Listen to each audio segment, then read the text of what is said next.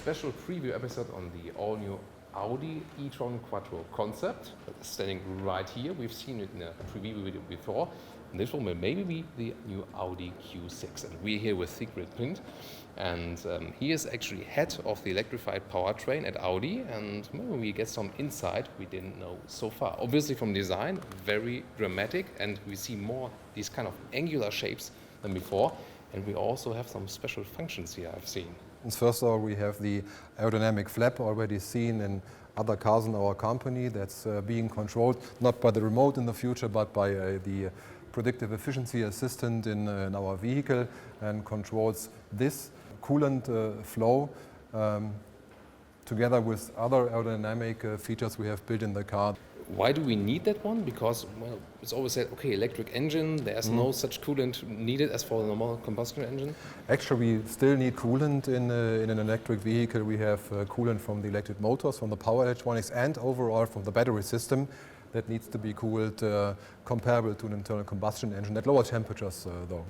So I heard the range should be about 500 kilometers, and this can actually then also fight the Tesla Model X. How can you reach that kind of range? Why could you increase it that much? And when will the car actually be out for sale? The car will be out for sale in 2018, and this is related to the battery system and to the battery cells that we have in mind for our vehicle. We are running with a prismatic or with a pouch battery system. Both are still in competition for our vehicle, and the reason why we go on sale with the car in 2018 is on the one hand related to the battery system, when we have the battery system ready. On the other hand, related to the charging infrastructure, we are working together with other OEMs to enable the charging grid to 150 kilowatts DC charging, which we think is sufficient for a car offer in 2018. Let's give you some numbers, Robin, some numbers. In 30 minutes, you can recharge 80% of the battery. That's good for 400 kilometers. But you need a special kind of wall box system for that one, or special stations? Where can you? There will be a DC charging station. Maybe we go to the charge plug, which we have here on the right side of the vehicle. Oh wow, it's magic. Yeah, we see this in the. So it would be just electronic, and then it's the same kind of we've seen at the Q7 e-tron, for example. This is going to open in the future whenever you approach with the charging cable. What you see here is the CCS, the combined charging system. On top of it is the AC charging. We know that already right now, and then the new one. And below you find the plus minus for the DC charging, and via these connections we can transfer 150 kilowatts, and we think this will be sufficient for a customer to do long range trips and to lower his so-called range anxiety. So as a car stands here right now, how much is still a prototype and how much will we see actually in the very serial car?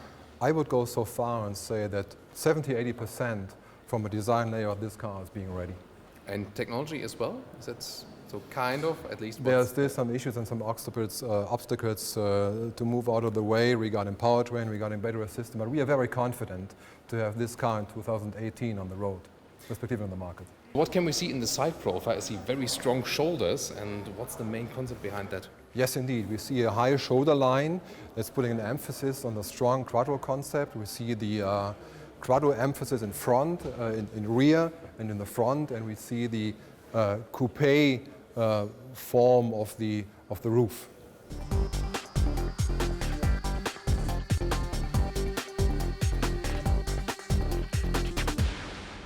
Yeah, we jump now to the interior, and it's really completely different concept. We hear a little bit of the vents cooling the screens right now. This is of course just in the prototype.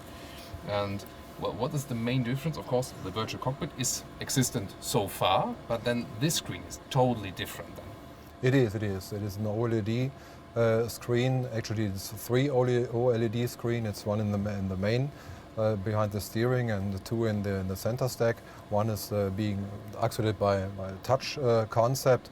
What we also see in the interior is a clear new Audi design language with clear horizontal lines, and the driver orientation in this car is the most driver oriented that we have done yet.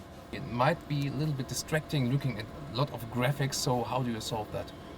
There will be an intelligence behind that is giving the driver the information he needs in the driving situation he is. So there's actually less distraction because the driver is only opposed to the actuation he really needs in his driving situation. And back to your expertise, what about the powertrain? What can we see actually from the inside here, what the powertrain does and how do I feel it? Yeah, there will be an installation in the main dashboard about the power meter, that you clearly see what is your power reserve.